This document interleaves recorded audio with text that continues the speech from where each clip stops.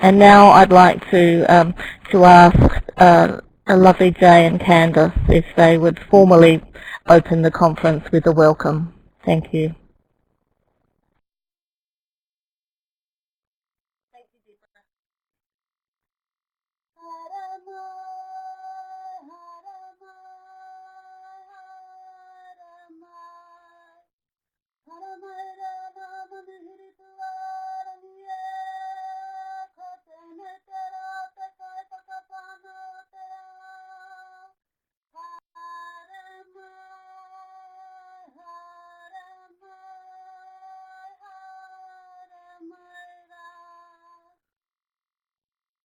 Welcome to all who have gathered here for today's conference in recognition of the International Day of the Midwife.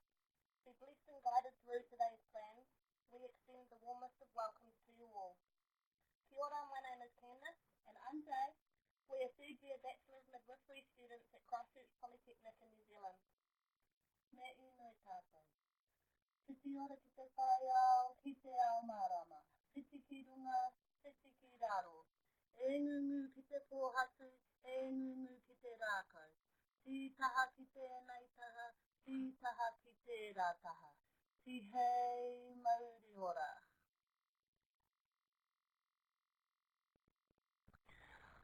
Cost of the life in the changing world, in the world of life and understanding. Cost upwards, cost downwards. Turn to the rock, turn to the tree. Leaning to this side, leaning to that side. Te aroha, te whakapono, me te rangi mari e tātou tātou e. Te aroha, te whakapono, me te rangi mari e tātou tātou e. Nō reira, tēnā koutou, tēnā koutou, tēnā koutou katoa. Once again, welcome to the virtual International Day of the Midwife Conference. I hope you all have a wonderful day.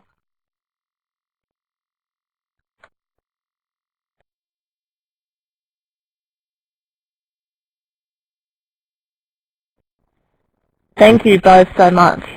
This conference was conceived really in New Zealand, and it's so fitting to have your beautiful welcome, and we feel really privileged. It's just lovely. Thank you so much. After that stunning welcome, it's my very great pleasure to welcome Frances Day-Stirk, who, as you all know, is the President of the International Confederation of Midwives. That organisation is a non-governmental organisation and the voice of global midwifery. ICM represents over 250,000 midwives in 108 midwifery association member in 95 countries. Frances provides leadership of the organisation, and together with the members of the board she holds responsibility for the organisation's governance, development, viability and achieving its mission. Frances is Jamaican-born. She received her professional midwifery education and qualifications in the UK, and in 30 years of midwifery experience, she's worked in areas including clinical practice, education, maternity service management and global midwifery, and she's published widely on a whole range of topics. She's a former member of the executive team of the Royal College of Midwives in the UK, with a remit for the professional standards, policy, education, research and international relations. Her professional interests include organisation of maternity services, women's choice in place of birth, home birth, promoting normality, newborn care and global and newborn health safe motherhood. On a personal note, she has 3 children who are all born at home and a lively grandson, and I'm sure he keeps you very busy. So we're very, very pleased to have you here, Frances, and you're very welcome. Thank you so much, Deborah, and what a wonderful welcome earlier on. Well, good morning, New Zealand, and happy IDM to the world. It's a huge honor for me as ICM President to open the virtual IDM on its 5th anniversary. And I must begin by thanking the organizers for this invitation. Thank you very much. I'd like to welcome all the participants from around the globe and bring greetings on behalf of the board and staff of the ICM as we all join in celebrating the International Day of the Midwife. The title of my talk is ICM Leadership, Influencing the Next Generation, and I will address the ways in which ICM works to empower and support midwife associations and the challenges faced in influencing and highlighting the role of midwives in maternal and newborn survival, and of course achieving the MDGs in 2015 and beyond. And what I intend to do is to apply a concept of organizational leadership called engaging leadership to the ICM in addressing this task. But first, let us just ask two questions. Who is the next generation and why are they important? Well, to me, it means the next generation of midwives, their leaders. It means other healthcare professions, policymakers, governments, NGOs, and donors, and all those who will determine the future of maternal and newborn health and services tomorrow and beyond. I think there's no question of the importance of ICM's role in leadership. In 1987, when the ICM leaders first thought about the IDM, that was demonstrating leadership, with the foresight to identify a single day each year to focus the world on midwives and their positive impact. And the originators of the virtual IDM also demonstrated leadership with this global initiative. Both initiatives, directly and indirectly, are examples of ICM leadership and give a voice, provide visibility, and highlight the value of midwives and midwifery, and both are worthy of our congratulations. The ICM is a complex, diverse member organization with multiplicity of layers, cultures, and languages. It's an umbrella organization of professional midwife associations in 98 countries. This is supposed to move, right? You've already heard from Deborah. It's an accredited non-governmental organization, and we are there in the 4 regions of the world. In Africa, the Americas, Asia Pacific, and Europe. And ICM speaks for over 250,000 midwives worldwide. ICM comprises midwife associations of various sizes and at various stages of development, large and established, small and emergent, and together they comprise a complex network of influence, a network of support, a network of leadership, which meets face-to-face at council every 3 years. Delegates from each association elects the board and its members for the regions to represent their views, their interests and opinions, and to work together with ICM staff to build capacity in the north, south, east, and west, from Afghanistan to Zimbabwe. Member association delegates engage in ICM leadership by creating a shared vision and in setting the strategic directions for each triennium. This enables the board and staff to work to a goal-directed approach to deliver the strategy. For the triennium 2011 to 2014, there are 5 strategic directions. The first is to strengthen midwifery education and ongoing education programs and the role of the midwife as an educator. Without midwife educators, we will not be able to have well-educated midwives in the future. The second is to enhance midwife professional autonomy to ensure midwifery regulation, education, and practice is designed and governed by midwives. The third is to promote and support midwifery research that enhances and documents evidence-based midwifery practice. Number 4 is to raise awareness of midwifery and extend the influence of midwives in order to lobby and advocate for policy changes relating to maternal, newborn, and reproductive health care nationally and internationally.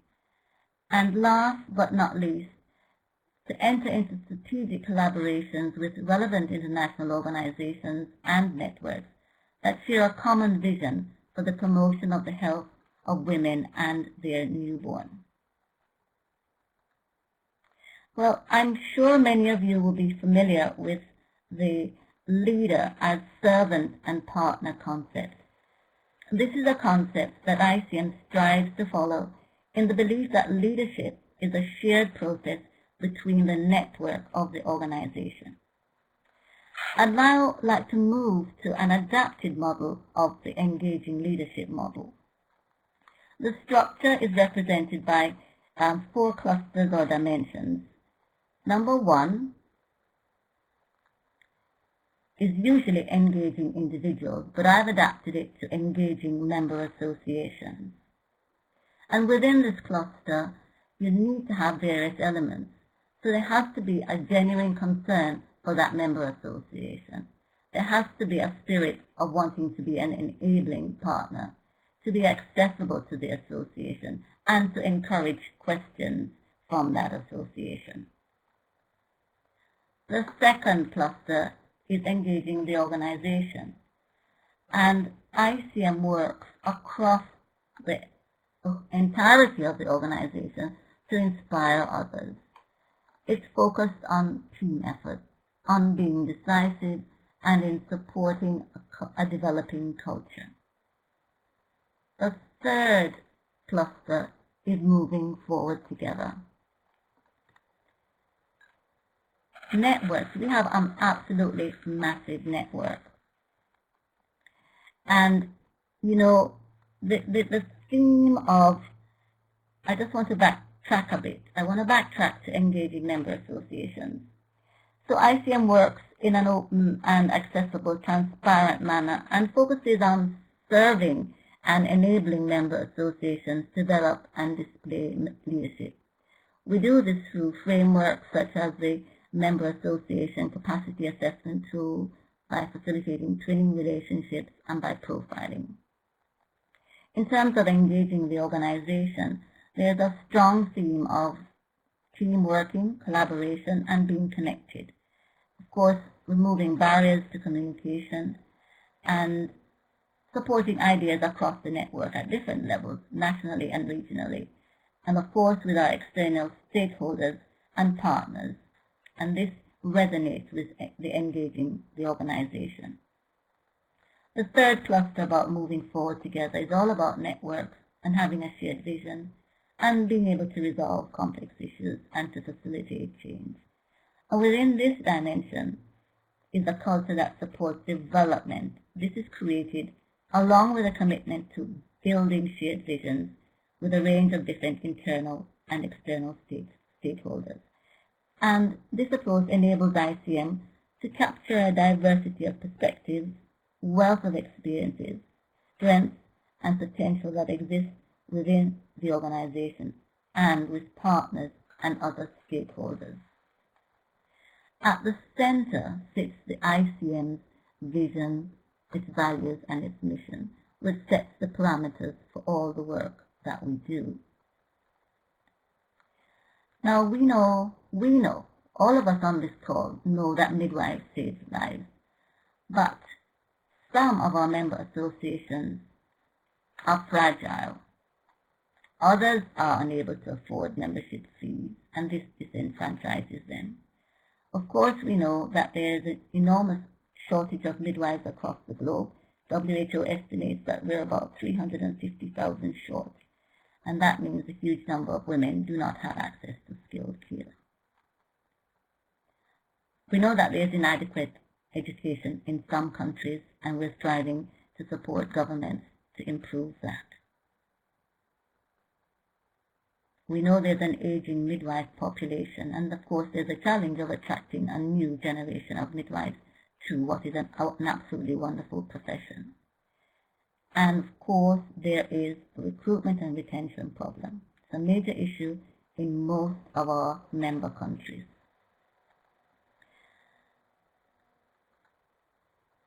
But I think that there is another element that I'd like to raise here, and it's about political with a small p. And that midwives, as midwives, we all need to develop some political antennae and a little bit of acumen. And to do this, we need to have the support of strong member associations, and we need to have the support of our networks. So what does ICM do?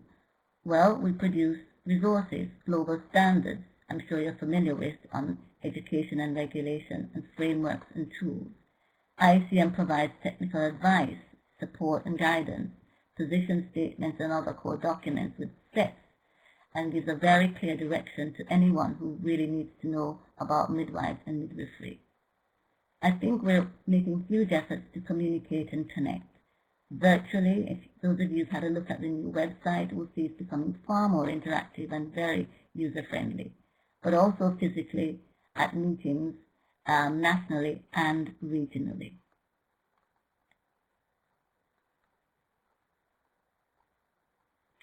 How do we do this?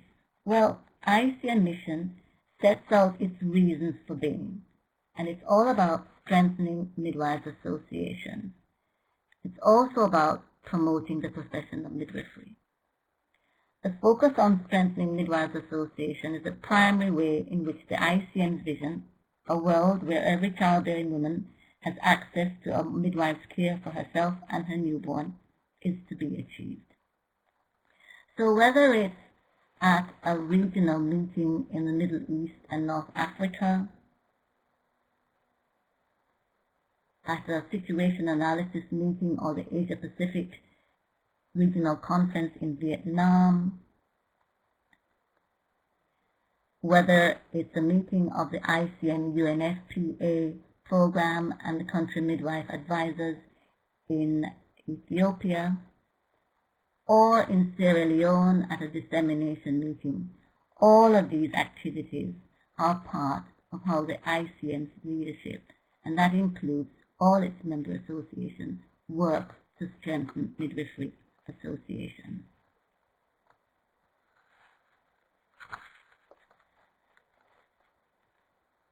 ICM's main role, apart from strengthening associations, is promoting midwives. Midwives as primary care providers, and there's increasing evidence that midwives are the most appropriate healthcare provider for pregnant and childbearing women, that midwives provide access primarily to the vulnerable and disadvantaged in areas where many other healthcare providers don't want to work. Midwives provide high-quality care where they are educated, regulated, supported, and equipped and effectively deployed. Midwives provide cost-effective care, and I think they have a track record of productivity. We must remember that we are public health practitioners. In shaping the future, the next generation, ICM leadership considers what is happening in the society, the social, the technological, the economic and political changes, and there are so many changes going on now, and the economic changes are really biting hard in many of our countries. ICM utilizes the human and social capital within its member associations, from which it's drawn standing committee members and consultants, to name but two. If there is a shortage of leaders, how will member associations meet their leadership needs?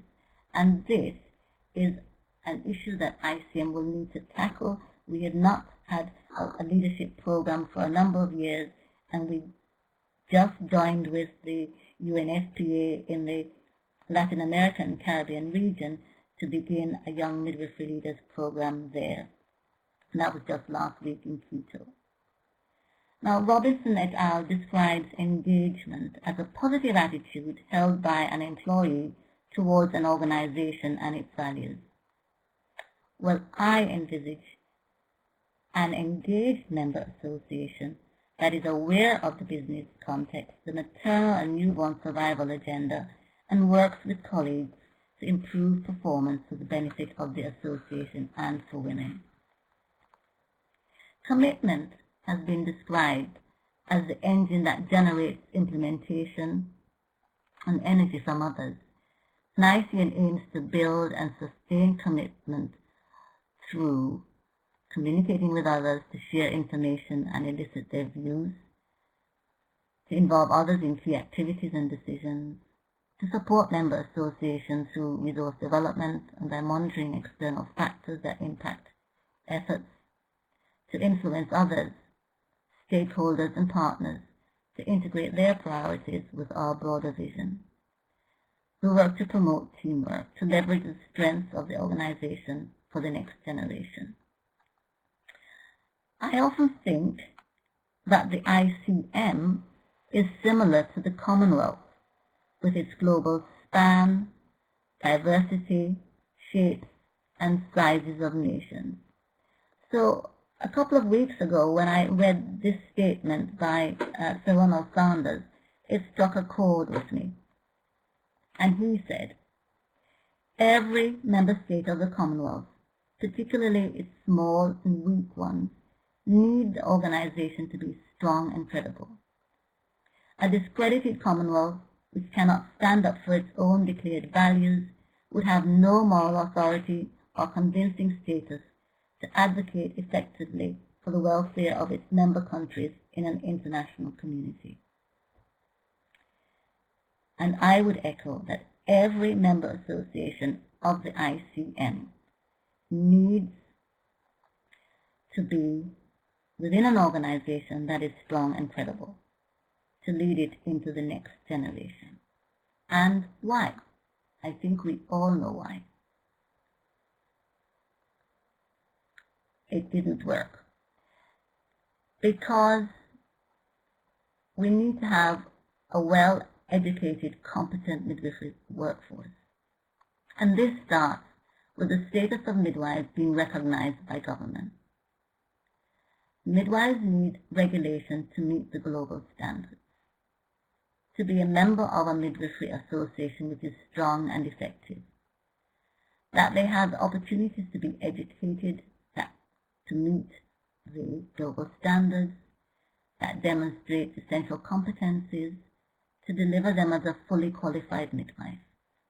Because it's the mothers and the babies of this world why the ICM and its leadership lobbies and advocates with the next generation, for the next generation of women and babies. At this moment, 287,000 women die each year. That is a huge reduction, but it's still wholly insufficient. We know that NDG 5 will not be met by 2015, and we have a lot of work to do to influence 2015 and beyond. ICM, and that means all of you on the call, all of you who are members of the ICM, we need you to work with us to continue the work of the ICM in its leadership to lead forward for the next generation. Thank you very much, and happy IBM.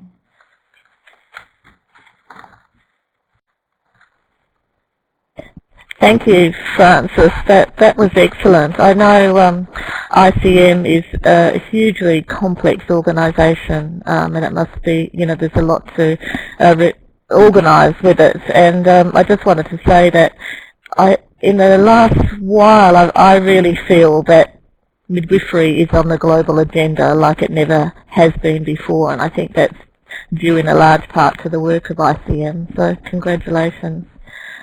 If you're happy to take questions, I'll ask the participants to raise their hands so that we can give them the mic, or they may alternatively choose to write a question down in the text box. Yes, I'm happy to so we'll just give Great, thank you. We'll just give people a moment to gather their thoughts. Just reminding you, if you want to raise your hand, there's an icon in the toolbar across the top of your screen with a little person with their hand in the air.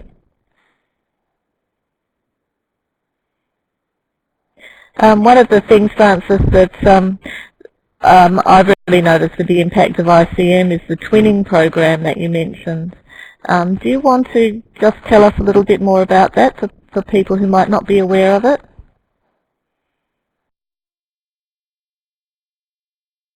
Love to. The twinning program really is about an established organization supporting a fledgling organization. And it doesn't matter whether it's a South-South relationship or a North-South relationship. And at the moment we have, and Lester Moyer will kill me if I don't remember them all, but we have, I think, 4 formal pairs of twins. One is Canada and Tanzania. One is Australia and Papua New Guinea.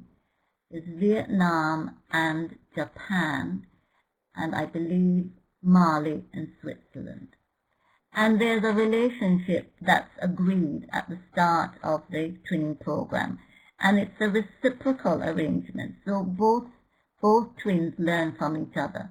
So each relationship is different, but it set out what the aim is of the relationship. And ICM supports the twins. We have meetings together with them, but we also help them to plan their activities, and then off they go. So that's basically the premise of the twinning relationship, and I think many other member associations are establishing their own, if not formally through ICM, there is some link. So I know that ACNM, the American College of Nurse Midwives, is twinned with Zambia. I know that the Royal College of Midwives has a global twinning program with Uganda, Cambodia, and Nepal.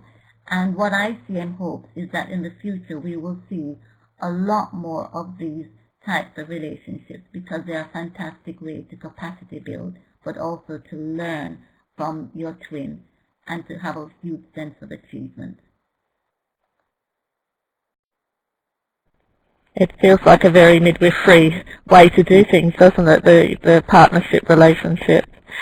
We do have some questions coming up in the text box, and the first one from Michaela is asking about the leadership programs in ICM, and particularly what's happened with the mentorship program for young leaders. Would you care to comment on that? Yes, I'm happy to.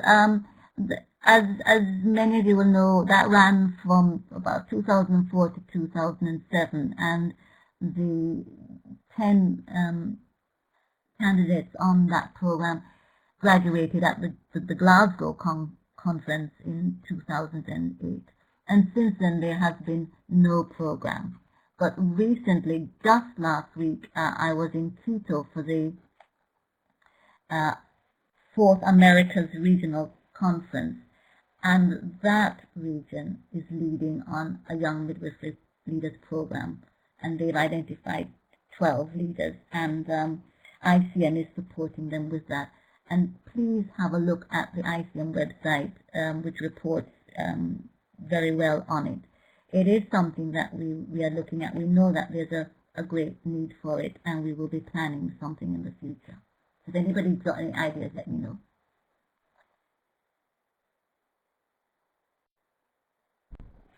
Thank you for that. Before we go to another texted question, shall we see if we can hear from Rachel in Wisconsin, USA. Rachel has her hand up. I wonder if one of the facilitators could help me get a mic to her. And hopefully we can hear your question live, Rachel.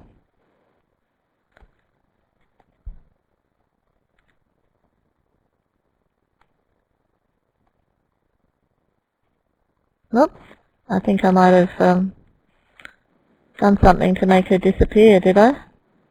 Okay, sorry about that. Hopefully she'll come back. I was trying to give her a mic, and I feel like I might have booted her out of the conference altogether. Let's go over to Liz. Bayer had a question. She says, I've been hearing a lot lately in the US that the CPM credential is inadequate because internationally midwifery education is university education. Are there other countries that have out-of-school training?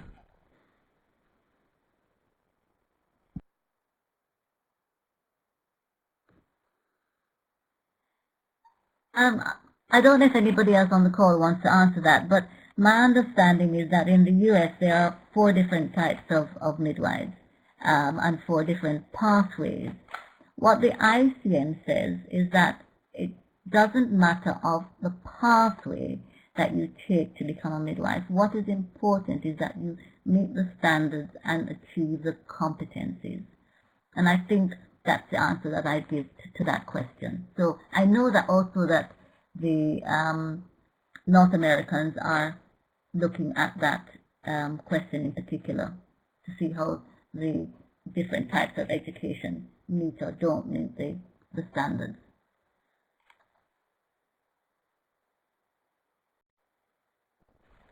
Thank you for that. I thought that I was looking at the standards the other day for our own program, and I know they're set as minimum standards, but I thought they were, reasonably strong. I thought that was really good. Now, Penny, hello, Penny. Penny Howler asks, how is ICM working to address the underrepresentation of midwives at WHO? Well, we're very pleased because we actually have a midwife in the WHO. She's been there now for about 3 to 4 months. Her name is Fran McConville, and she has a very broad experience. She came from DFID and has worked the Department for International Development in the UK and has worked all over the world. She's working in there are two key departments at WHO in Geneva. One is the Human Resources for Health, and there is a midwife there. She's a nurse and a midwife called Annette Mwanza, and Fran McConville works within the Maternal and Child Health Division with Liz Mason. So we now have 2 midwives here, and ICM is really pleased about that.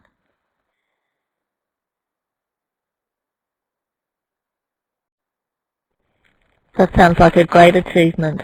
Okay, it looks like I didn't boot Rachel out of the conference. I just put everybody's mind at ease, and she'd put a hand up by accident. So that's fine, Rachel.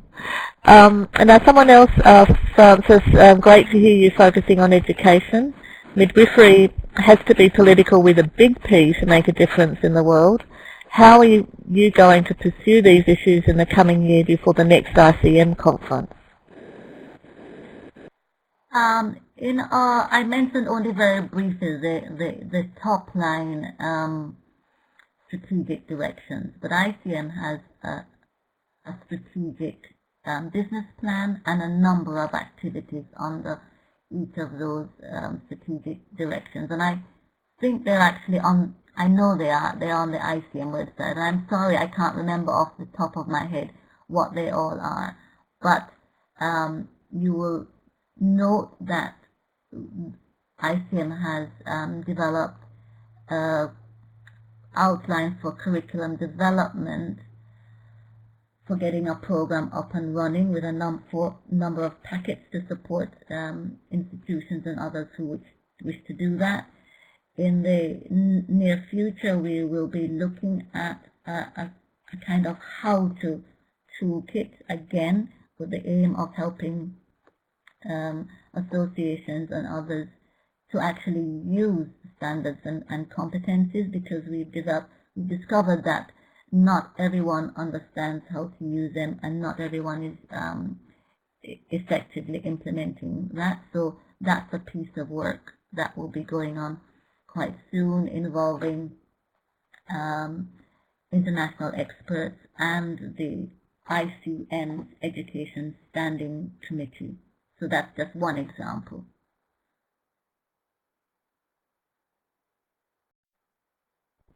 You may already have addressed this this comment, or you may have something more to add, I'm not sure, from Deborah. Could you discuss the differences in midwifery training in the US, UK and Canada? Why is there such diverse training, and should midwives be trained internationally to the same standards? I really can't answer for the US, except that, midwifery develops along different lines in different countries. But the whole aim of developing the global standards was so that there would be a minimum, so that a midwife in Jamaica or a midwife in Australia or the UK would have the same minimum competencies. And this is very important because in some parts of the world, governments, in an aim to tick the box for meeting skilled birth attendants, are training people who are sometimes not literate with 3 months midwifery training and calling them midwives. Well, that person is not a midwife. So that's why we have the definition of midwife and the standards to support it. How countries develop the pathways, whether they want to do direct entry or whatever they wish to do, as set out in the ICM standards, they do have options. There is not a single way to become a midwife. But the important thing is that you meet the education standards and you can demonstrate competencies.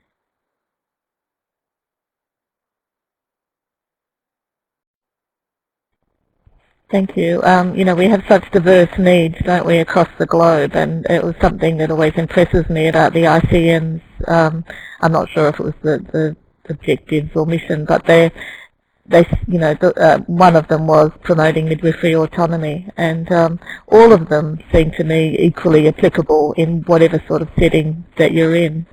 It spoke to me as much as I think it might speak to someone, in sub-Saharan Africa who's struggling with midwifery as well.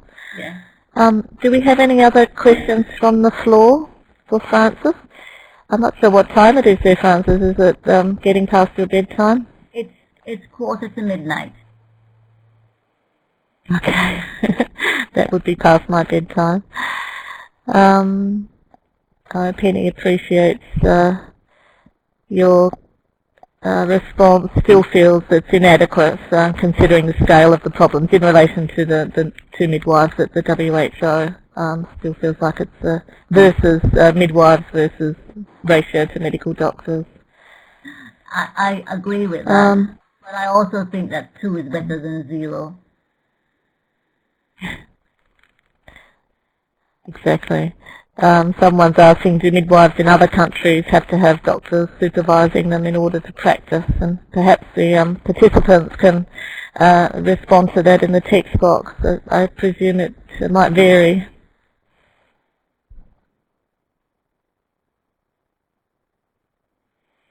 Okay, well, we have one more opportunity for any more questions.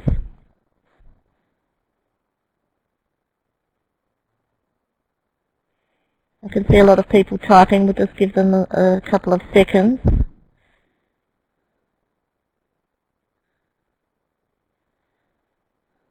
No, okay. Frances, I wanted to thank you so much. I think that was just a wonderful way to start the conference, to have us focusing on issues that are global, and an organisation that really unites us across the globe, and to have so many people here from all parts of the globe just seems absolutely fitting. A start to International Midwives Day for us here, and you'll be waking up to it tomorrow. So thank you very, very much. We've very much enjoyed your presentation. Lovely. Many thanks to you all. Enjoy the rest of the session and have a happy IDM.